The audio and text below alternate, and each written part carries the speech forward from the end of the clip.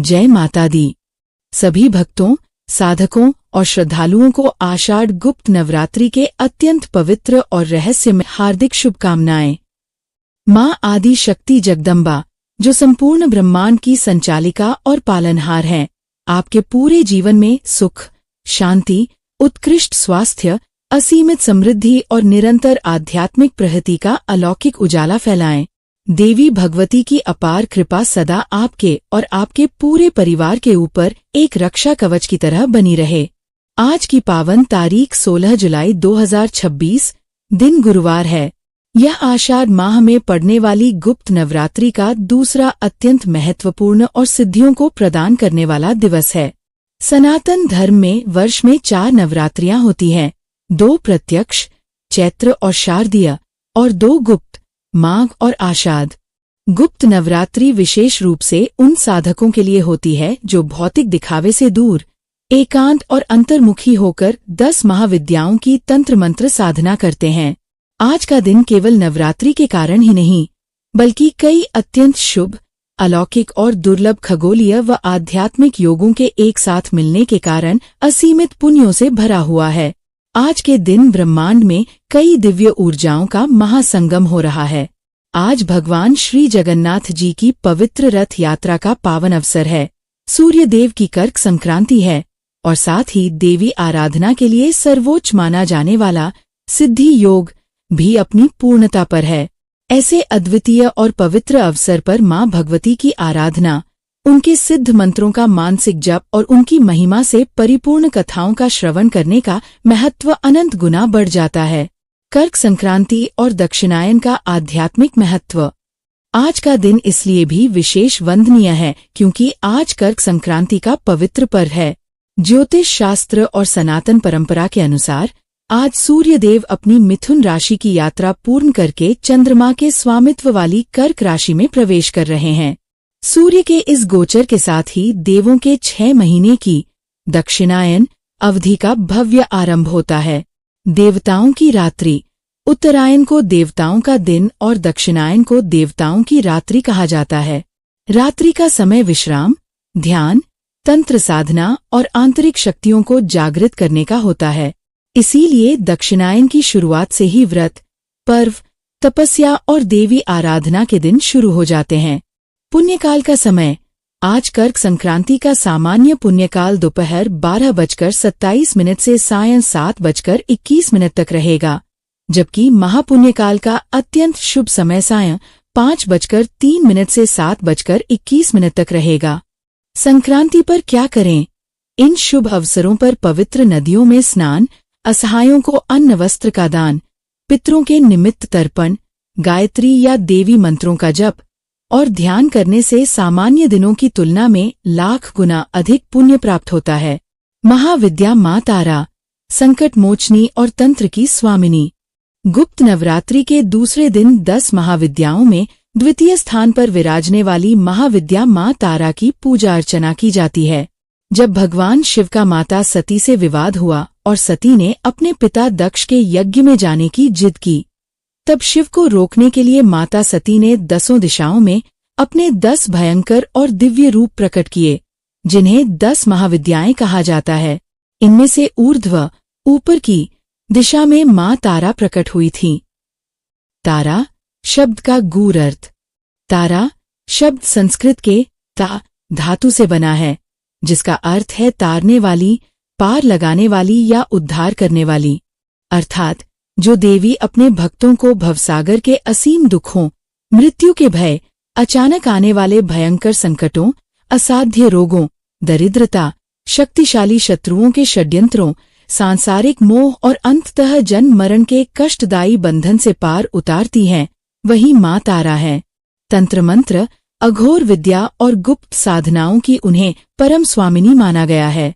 शास्त्रों में वर्णित है कि समुद्र मंथन के समय जब भगवान शिव ने हलाहल विष पी लिया था और विष के ताप से उनका शरीर जलने लगा था, तब माँ तारा ने ही माता के रूप में उन्हें अपना स्तनपान कराया था, जिससे शिव के शरीर का ताप शांत हुआ। इसलिए वे अत्यंत करुणामयी और वात्सल्य से भरी हुई माता है।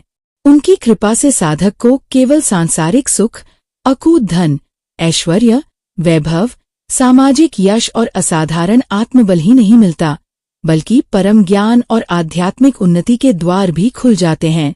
जीवन की बड़ी सैबरी और असंभव दिखने वाली मुश्किलें माँ के एक इशारे से धीरे धीरे बर्फ की तरह पिघलने लगती हैं। माँ तारा के 3 दिव्य स्वरूप और उनका रहस्य। शास्त्रों और तंत्र ग्रंथों में माँ तारा के 3 मुख्य दिव्य स्वरूपों का विस्तार से वर्णन किया गया है। हर स्वरूप का अपना अलग महत्व, विशिष्ट रंग, अलग शक्ति और एक गहरा आध्यात्मिक रहस्य है। साधक अपनी मनोकामना और अपनी आंतरिक प्रकृति के अनुसार इनके अलग अलग रूपों की साधना करते हैं। एक उग्र तारा। यह माँ तारा का अत्यंत तेजस्वी, प्रचंड और उग्र रूप है। इस स्वरूप में माँ का वर्ण गहरा नीला या कृष्ण होता है। वे अपने हाथों में खड्ग, तलवार, कैंची, कपाल, खोपड़ी और नीलकमल धारण करती हैं। कैंची अहंकार को काटने का प्रतीक है। जब भक्त के जीवन में घोर संकट आ जाएं, चारों तरफ से शत्रु घेर लें, नकारात्मक और आसुरी शक्तियां हावी हो जाएं और बचने का कोई रास्ता न दिखे, तब माँ उग्र तारा अपने रौद्र रूप में आकर भक्त की रक्षा करती हैं। तंत्र साधना में उग्र तारा की उपासना शत्रुओं के शमन और भय मुक्ति के लिए की जाती है। 2 नीला सरस्वती। यह रूप ज्ञान, असीम वाणी, प्रखर बुद्धि, उच्च विद्या और दिव्य चेतना का साक्षात प्रतीक है। जहाँ वैदिक सरस्वती सौम्य और श्वेत वर्ण की है, वहीं तांत्रिक सरस्वती नीले वर्ण की है और तंत्र, मंत्र, ज्योतिष, आयुर्वेद, कीमिया, एल्केमी और आध्यात्मिक विज्ञान की देवी है। माँ नील सरस्वती अपने भक्तों को सांसारिक शिक्षा के साथ साथ वह रहस्यमयी दिव्य ज्ञान भी प्रदान करती हैं, जो सामान्य मानवीय बुद्धि से परे होता है। इनकी कृपा से साधक का विवेक जागृत होता है, उसकी वाणी में सिद्धि आ जाती है, जो वह कहता है वह सत्य हो जाता है और कठिन से कठिन परिस्थितियों में सही निर्णय लेने की क्षमता प्राप्त होती है। 3 एक जटा। माँ तारा का ये तीसरा स्वरूप अत्यंत शांत, सात्विक, एकाग्र और मोक्ष प्रदान करने वाला माना जाता है। उनके सिर पर जटाओं का केवल एक ही जूड़ा, एक जटा, बंधा होता है, जो मन की पूर्ण एकाग्रता और अद्वैत अवस्था का प्रतीक है। देवी एक जटा भौतिक इच्छाओं को शांत करके भक्तों को जन्म मरण के अनंत चक्र से मुक्ति दिलाकर परम कल्याण और शिवत्व का मार्ग दिखाती हैं। इनकी कृपा से साधक का मन संसार से विरक्त होकर वैराग्य और परमानंद की ओर बढ़ता है। इसलिए इन्हें मोक्षदायिनी देवी भी कहा जाता है। उग्र तारा संकटों की बेड़ियों को काटती हैं। नील सरस्वती अज्ञान के अंधकार में ज्ञान का सूर्य बनकर चमकती हैं और अंत में एक जटा आत्मा को मोक्ष के अनंत आकाश में मुक्त कर देती हैं। तारापीठ का रहस्य और महर्षि वशिष्ठ की तपस्या। पश्चिम बंगाल के बीरभूम जिले में स्थित तारापीठ आज भी माँ तारा की असीम कृपा, तंत्र साधना और चमत्कारों का विश्व प्रसिद्ध जीवंत केंद्र है। यह एक महाश्मशान है और 51 शक्तिपीठों में से एक है। पौराणिक मान्यता के अनुसार जब भगवान विष्णु ने अपने सुदर्शन चक्र से माता सती के शरीर को खंडित किया था, तब सती की तीसरी आँख नयनतारा इसी स्थान पर गिरी थी। कहा जाता है कि सप्तर्षियों में श्रेष्ठ महर्षि वशिष्ठ ने हजारों वर्षों तक यहाँ माँ तारा की कठोर उपासना की थी, लेकिन उन्हें सिद्धि नहीं मिल रही थी। तब भगवान आनंद भैरव और कुछ ग्रंथों के अनुसार भगवान बुद्ध के मार्गदर्शन में महर्षि वशिष्ठ ने तंत्र के चीनाचार मार्ग से माँ तारा की दिव्य साधना का रहस्य समझा और इसी तारापीठ के श्मशान में बैठकर माँ का प्रत्यक्ष दर्शन और सिद्धियां प्राप्त की। आज भी देश विदेश से लाखों श्रद्धालु तांत्रिक और सन्यासी माँ तारा के दर्शन, उनके आशीर्वाद और तंत्र सिद्धियों के लिए तारापीठ की पवित्र भूमि पर मस्तक झुकाते हैं। माँ तारा की पूजा विधि। गुप्त नवरात्रि पूजा विधि। गुप्त नवरात्रि के दूसरे दिन महाविद्या माँ तारा की पूजा पूरी श्रद्धा, शारीरिक और मानसिक पवित्रता तथा एकाग्र चित्त से करनी चाहिए। तारा साधना में आडंबर या दिखावे का कोई स्थान नहीं है। वे केवल भक्त की सच्ची श्रद्धा और निष्कपट भाव इनोसेंस से रीझ जाती हैं। पूजा का समय। यद्यपि आप प्रातः काल भी पूजा कर सकते हैं, परंतु महाविद्याओं की साधना अक्सर रात्रि के समय निशिता काल में अधिक फलदायी मानी जाती है। मध्य रात्रि का शांत वातावरण ध्यान और ऊर्जा के एकत्रीकरण के लिए सर्वोत्तम है। पवित्रीकरण। पूजा शुरू करने से पहले स्नान कर लें। स्वच्छ और पवित्र कपड़े, विशेषकर गुलाबी या लाल रंग के, पहनें। पूजा स्थान और स्वयं को गंगाजल या पवित्र जल छिड़ककर शुद्ध करें। आसन और स्थापना।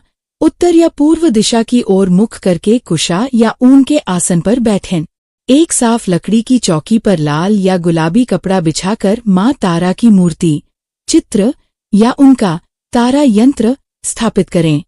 साथ ही कलश और भगवान गणेश जी की स्थापना भी करें। पंचोपचार व दशोपचार पूजन। सबसे पहले गणेश जी का पूजन करें। फिर माँ तारा के समक्ष शुद्ध देसी घी या तिल के तेल का एक अखंड दीपक और धूप जलाएं। माँ को लाल या गुलाबी पुष्प, अड़हुल, गुड़हल के फूल, अक्षत, कुमकुम, सिंदूर और लाल चंदन अर्पित करें।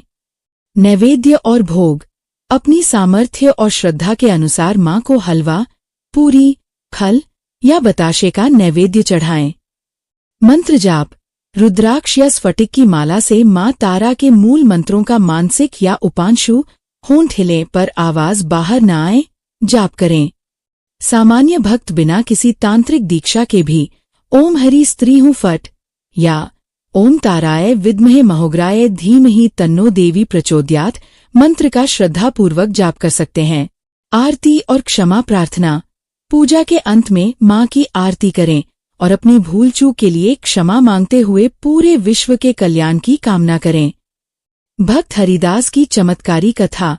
जब माँ ने ली परीक्षा। माँ तारा अपने भक्तों की परीक्षा अवश्य लेती हैं, यह देखने के लिए कि उनका प्रेम स्वार्थ पर टिका है या अटूट विश्वास पर। यह अत्यंत मार्मिक और प्रेरणादायक कथा तारापीठ के इतिहास से ही जुड़ी हुई है। बहुत समय पहले पश्चिम बंगाल के एक छोटे से गांव में हरिदास नाम का एक अत्यंत गरीब ब्राह्मण अपनी पत्नी और छोटे छोटे बच्चों के साथ निवास करता था। हरिदास के जीवन में दरिद्रता का ऐसा भयंकर साया था कि उसके घर में न धन था, न खेती योग्य भूमि थी और न ही आय का कोई साधन। कई कई दिनों तक परिवार को एक समय का भोजन भी नसीब नहीं होता था। बच्चे भूख से बिलखते थे।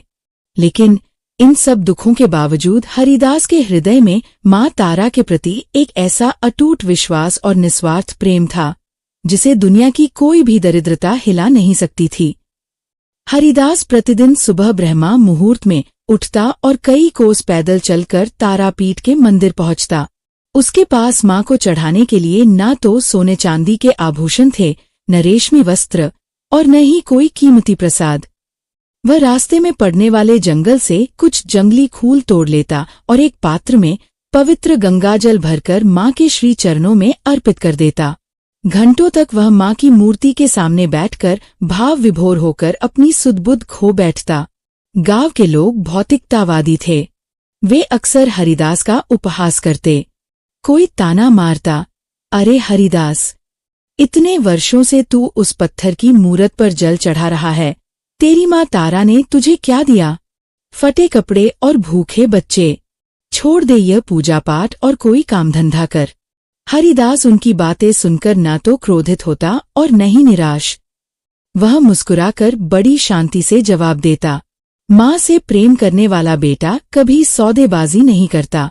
मैं पूजा किसी भौतिक फायदे या धन के लिए नहीं करता। वह मेरी ब्रह्मांड जननी है।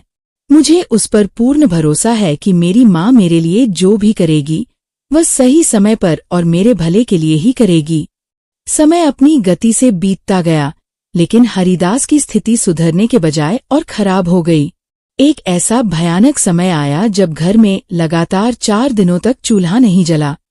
बच्चे भूख से बेहाल होकर मूर्छित होने लगे थे और पत्नी की आंखों के आंसू सूख चुके थे। उसने रोते हुए हरिदास से कहा, स्वामी, क्या आपकी माँ इतनी निष्ठुर हो गई है कि उसे इन मासूम बच्चों की पीड़ा नहीं दिखाई देती? पत्नी के शब्द सुनकर हरिदास का हृदय छलनी हो गया। फिर भी उसने अपने डगमगाते मन को संभाला और शांत स्वर में कहा, मुझे अपनी माँ पर पूरा विश्वास है। यदि यह उसकी दी हुई परीक्षा है तो मैं इसे भी सहर्ष स्वीकार करता हूँ। माँ कभी अपनी संतान को मझधार में अकेला नहीं छोड़ती। अगले दिन सुबह हरिदास लड़खड़ाते कदमों से मंदिर पहुंचा। आज उसके पैरों में चलने की ताकत नहीं थी। मंदिर के गर्भगृह में प्रवेश करते ही वह खुद को रोक न सका। उसकी आंखों से आंसुओं की अविरल धारा बहने लगी। वह सीधा माँ तारा के चरणों में गिर पड़ा और गदगद कंठ से बोला, हे मेरी करुणामयी माँ, हे जगत जननी, अगर मेरी भक्ति में कोई खोट हो, मेरे प्रेम में कोई कमी रह गई हो, तो मुझे उसके लिए मृत्युदंड दे दो। मैं अपने लिए तुमसे आज भी कुछ नहीं मांगता, लेकिन अब मेरे छोटे छोटे बच्चों की भूख और पीड़ा मुझसे सहन नहीं होती। या तो उनके प्राण बचा लो, या मुझे अपने चरणों में शरण दे दो। यह कहकर हरिदास मंदिर की ठंडी सीढ़ियों पर ही ध्यान मुद्रा में बैठ गया। उसने अन्न और जल का पूर्ण रूप से त्याग कर दिया। उसे न भूख की चिंता थी, न प्यास की, और न ही अपने प्राणों का मोह बचा था। उसके हृदय की धड़कनों में केवल और केवल माँ तारा का ही नाम गूंज रहा था। 1 दिन बीता, 2 दिन बीते, 3 दिन तक वह बिना अन्न जल ग्रहण किए उसी पाषाण सीढ़ी पर अडिग बैठा रहा। उसका शरीर पूरी तरह से कंकाल की तरह कमजोर हो चुका था। सांसें धीमी पड़ गई थीं, लेकिन उसकी श्रद्धा और विश्वास का हिमालय रत्ती भर भी नहीं डिगा। वह गुप्त नवरात्रि की महानवमी की शुभ रात्रि थी। तारापीठ का श्मशान और मंदिर दीपकों की रोशनी से जगमगा रहा था। रात के ठीक 12 बजे अचानक गर्भगृह के भीतर से एक अत्यंत तीव्र और अलौकिक प्रकाश पुंज उत्पन्न हुआ।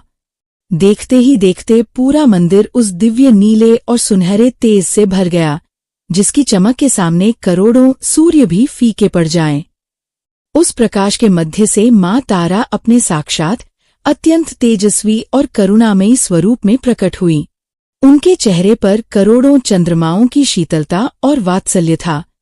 हरिदास ने जब आंखें खोलीं तो अपनी माँ को सामने देखकर वह भाव विभोर होकर फूट फूट कर रोने लगा और उनके चरणों से लिपट गया।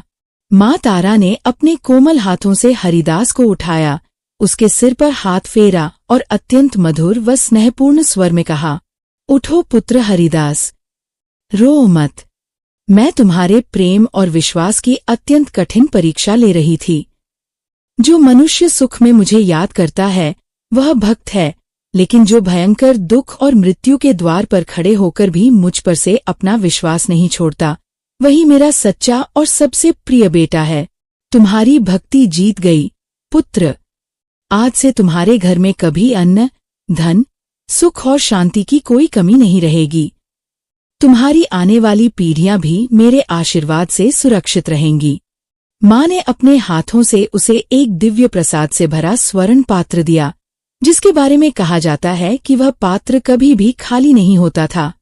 यह आशीर्वाद देकर माँ तारा उसी मूर्ति में अंतर्ध्यान हो गई।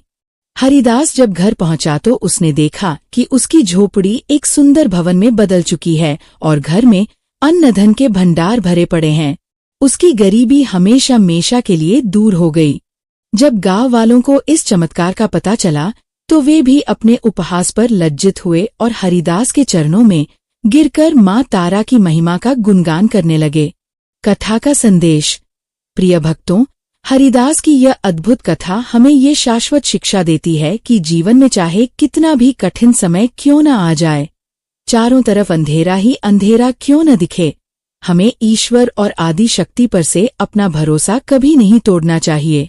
सच्ची भक्ति और धैर्य का प्रतिफल देर से ही सही, लेकिन अवश्य मिलता है। जब माँ की कृपा की बारिश होती है तो जीवन का सारा अंधकार, अभाव और पीड़ा एक पल में दिव्य प्रकाश में बदल जाती है। वेद माता गायत्री, ज्ञान और सद्बुद्धि की देवी। कथा के अंत में जिस प्रकार हम शांति और ज्ञान की बात करते हैं, उसी प्रकार सनातन धर्म में वेद माता गायत्री का स्मरण किए बिना कोई भी आराधना पूर्ण नहीं मानी जाती। माँ तारा जहाँ तंत्र की अधिष्ठात्री हैं और जीवन के संघर्षों से बचाती हैं, वहीं माँ गायत्री वेदों की जननी है और मनुष्य के भीतर छिपे अज्ञान के अंधकार को मिटाकर उसे परब्रह्म का ज्ञान कराती हैं। मान्यता है कि ब्रह्मा, विष्णु और महेश भी माँ गायत्री की उपासना करते हैं। गायत्री मंत्र ओम भूर्भुवः स्वः तत्सवितुर्वरेण्यं भर्गो देवस्य धीमहि धियो यो नः प्रचोदयात् विश्व का सबसे शक्तिशाली और सिद्ध वैदिक मंत्र है। जो भी श्रद्धालु गुप्त नवरात्रि के इन पावन दिनों में माँ तारा के रौद्र स्वरूप का स्मरण करने के साथ साथ वेद माता गायत्री का ध्यान करता है, गायत्री मंत्र का विधि विधान से जप करता है और सत्य, सदाचार व ज्ञान के मार्ग पर चलता है, उसके भीतर से हर प्रकार का मानसिक विकार नष्ट हो जाता है। माँ गायत्री की कृपा से व्यक्ति के जीवन में सद्बुद्धि, चेहरे पर आध्यात्मिक तेज, असीम आत्मविश्वास और सकारात्मक ऊर्जा का ऐसा संचार होता है कि वह समाज में एक प्रकाश स्तंभ की तरह चमकने लगता है। तारा और गायत्री दोनों ही उस एक ही परम ज्योति आदि शक्ति के दो पहलू हैं। एक हमें सांसारिक संकटों से बचाती है, तारा, और दूसरी हमें आत्मिक ज्ञान से प्रकाशित करती है, गायत्री। समापन, प्रार्थना और शुभ आशीष। प्रिय और आत्मीय भक्तों, आषाढ़ गुप्त नवरात्रि के दूसरे दिन से जुड़ी महाविद्या माँ तारा की रहस्यमयी महिमा और वेद माता गायत्री की यह पावन और पुण्यदायी कथा अब यहीं विश्राम लेती है। जो भी मनुष्य, चाहे वह किसी भी जाति, धर्म या स्थान का हो, यदि वह गुप्त नवरात्रि के इन सिद्ध दिनों में पूर्ण श्रद्धा और पवित्रता से माँ तारा का स्मरण करता है, इस कथा का श्रवण करता है या इसका पाठ करता है और निष्काम भाव से देवी की आराधना करता है, उसके जीवन से हर प्रकार का भय, दरिद्रता, रोग, शत्रुओं की बुरी नजर और मानसिक अशांति कोसों दूर चली जाती है। माँ भगवती उसे अपने अभय वरदान से साहस, तीक्ष्ण विवेक, अजेय आत्मबल, घर परिवार में सुख समृद्धि और अंततः जीवन के सर्वोच्च लक्ष्य, आध्यात्मिक उन्नति का अमूल्य आशीर्वाद प्रदान करती हैं। आइए, आज कर्क संक्रांति और सिद्धि योग के इस परम पवित्र अवसर पर हम सब मिलकर दोनों हाथ जोड़कर हृदय में पूर्ण भक्ति भाव लाते हुए महाविद्या माँ तारा और वेद माता गायत्री से ये सामूहिक प्रार्थना करें।